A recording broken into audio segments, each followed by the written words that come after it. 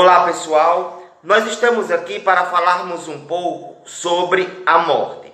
Todos nós temos a nossa trajetória de vida. E essa trajetória existencial, ela é definida antes de nós reencarnarmos, com a ajuda dos benfeitores espirituais, que pesam conosco o bem que nós fizemos aos nossos semelhantes, os nossos atenuantes espirituais e também o mal que produzimos para que sejamos enquadrados na lei de causa e efeito. E assim é definido um eixo central de nossa existência, e quando voltamos à matéria, esse eixo ele deverá ser seguido pelos próprios nortes que a nossa consciência nos impõe. Isso daí não é destino, porque o destino ele é irremediável.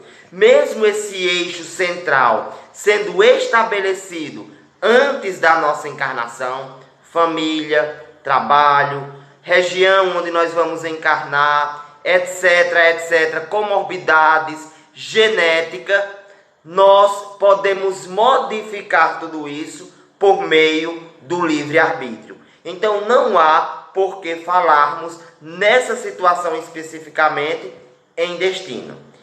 E também é definida nessa programação, geralmente, o dia em que nós retornaremos ao plano espiritual.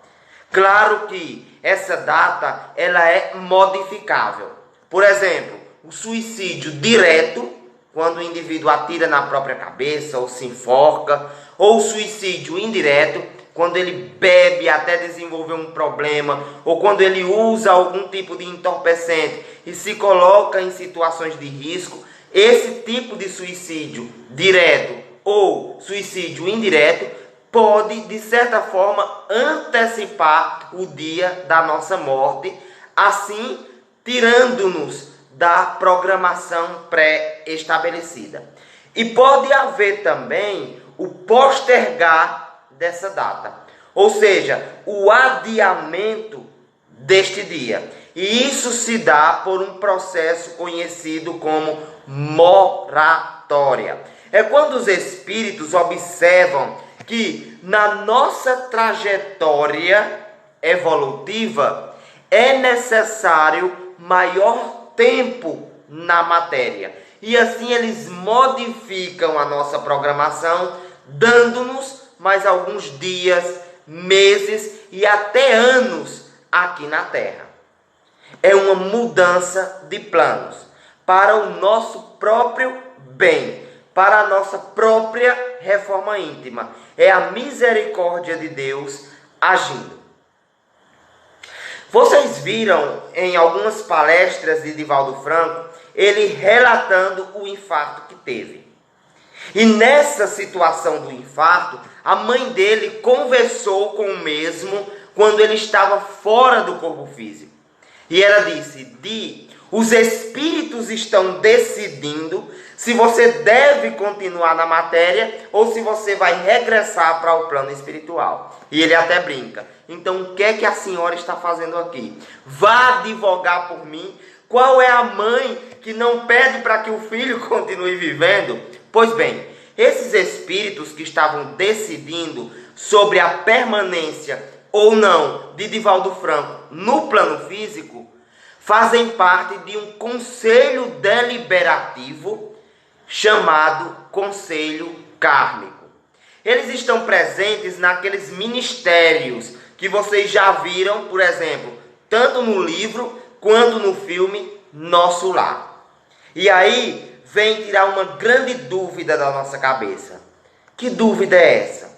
Por que é que quando pedimos um atendimento, pessoas que geralmente estão na beira da morte são resgatadas? Tudo começa a se modificar. Aquele efeito cascata que vinha se estabelecendo e que invariavelmente ia causar a morte do corpo físico é bloqueado. E outro efeito cascata fisiológico que vai melhorar o corpo daquele paciente começa a acontecer. Porque o Conselho Kármico decidiu que assim deveria ser. Que a morte não faz mais parte dos planos evolutivos para aquela pessoa. Que o dia do desencarne deverá ser postergado. Claro que o contrário também acontece. Por vezes, pessoas que estão relativamente saudáveis ou que estão em um quadro clínico mais estável, por vezes estão caminhando para o seu último dia de existência física. Porque o conselho kármico decidiu, naquela situação específica, atender a todas as variáveis daquela programação. Então não depende de Rui Cantinzani no atendimento, não depende do médium de Anderson ou de Dona Lúcia, não depende da mãe de Divaldo Franco ou do próprio Divaldo Franco, porque o conselho kármico e os ministérios são instituições hierarquicamente superiores nas colônias espirituais e estão em relação completa com as leis divinas e com o próprio Deus. São espíritos extremamente evoluídos, que sabem do nosso íntimo, das nossas necessidades e conhecem, acima de tudo, os degraus que podem ser estabelecidos para nós galgarmos cada vez mais a nossa maturidade espiritual. E vem cá, aqui para nós. Quem disse que a morte é algo absolutamente ruim? Nós é quem temos essa crença limitante de que a morte é o fim, de que a morte é o sofrimento, é a tristeza completa. Por vezes, a morte é um livramento, a morte é uma bênção.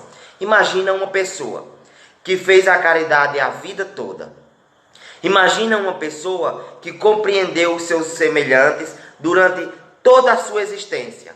Que foi um bom pai, um bom filho, uma boa mãe, e de repente se vê acometido ou acometida de uma doença grave, crônica e progressiva.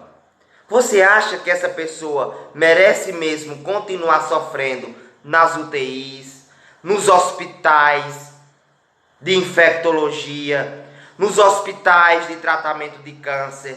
Você acha mesmo que essa pessoa que foi tão boa, que fez tanto bem, merece passar por toda essa via crucis de tratamentos médicos desgastantes, que cada vez mais mina a sua felicidade e a sua alegria de viver?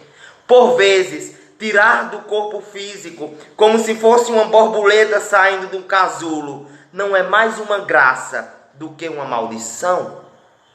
Pensa comigo. Esses espíritos encontram no plano espiritual a libertação dos sofrimentos materiais. É por isso que, em muitas vezes, Deus recolhe os bons para dar a eles o paraíso que eles merecem.